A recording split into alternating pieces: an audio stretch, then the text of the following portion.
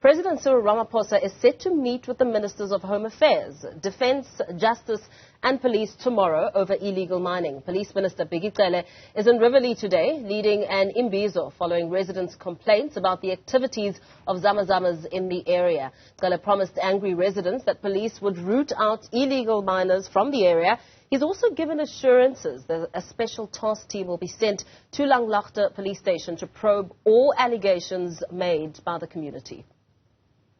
One, we are sending from Monday the team to go to the police station of Langlaagte from the office of the minister, the secretariat, to find out why abantu bakhale kangaka ngale police station.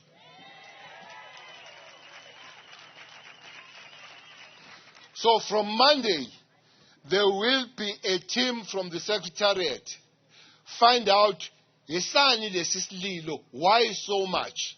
And then by Thursday, they'll bring the report to me. And then I'll come back to leadership here to discuss what to be done by police station, because the relationship between police station and the community must be fixed so that you work together against criminality.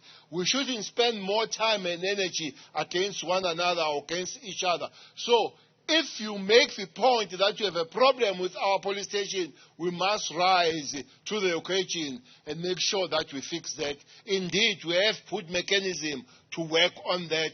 We will bring the report back and see who is not doing his or her job and take action against that.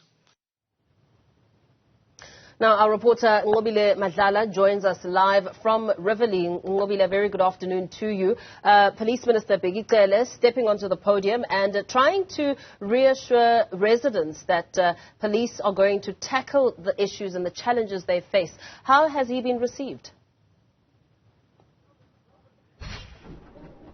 Well, the community have of course, listened to what he had to offer. Most of them that we spoke to said that they're willing to see what will happen in the couple of days to go by. And he was saying that also that today they shouldn't worry, that they must sleep peacefully because he is on top of things. But what's most interesting for the community is the fact that he has made a commitment to say that with that meeting that they are going to have with the president, they are going to make sure that illegal mining is going to be basically uprooted in the province. So I want to bring in now Elias Mawela, who is the general in Gauteng. And I want to bring you in, Provincial Commissioner, because the community has, of course, complained about a lot of things.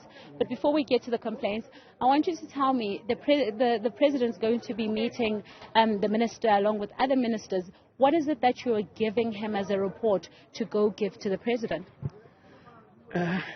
Greetings and thank you for the opportunity. I'm so happy that our minister will be, actually all the ministers in the cluster will be meeting the president tomorrow. Reason being, if you can recall, I've been saying illegal mining, it requires the whole of government approach. And this responsibility all along was left to the police to can fight with it alone.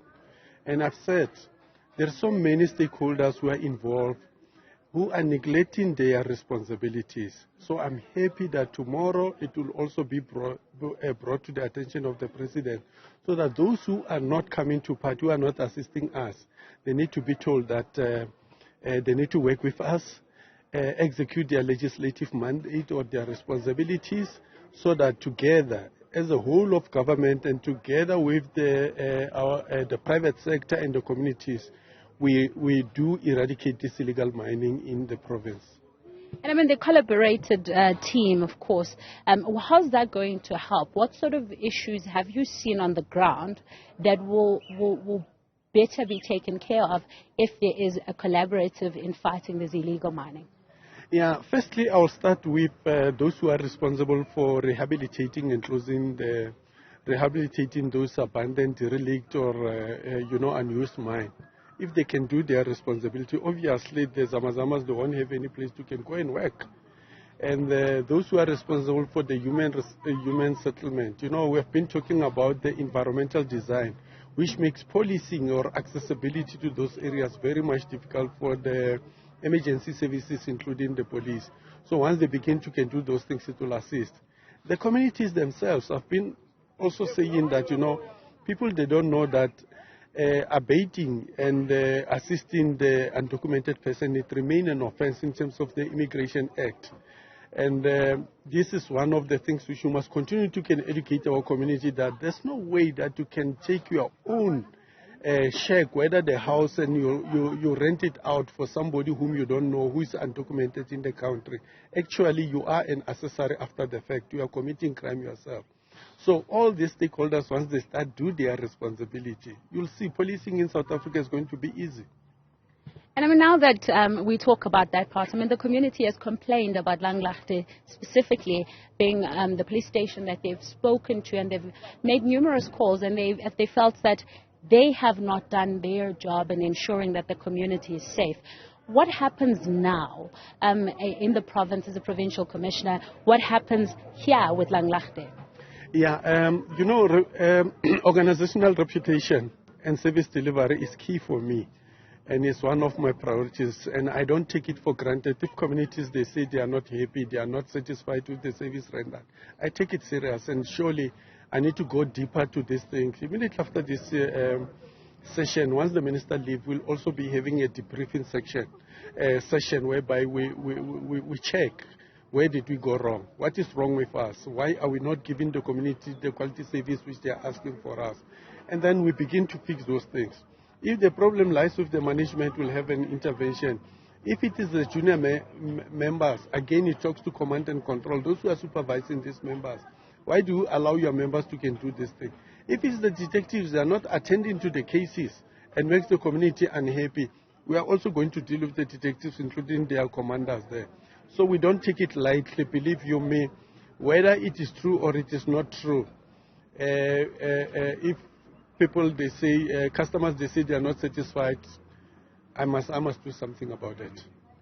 Another efforts that we've seen in Johannesburg is introducing the crime intervention units, which is mainly the guys that are wearing green, and they've been called in many names. Are we going to see you working with them? Yeah, definitely if we do work with them.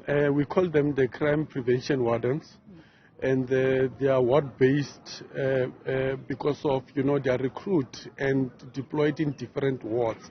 And the wards where they are currently being deployed, those are the hotspot wards, and we appreciate them.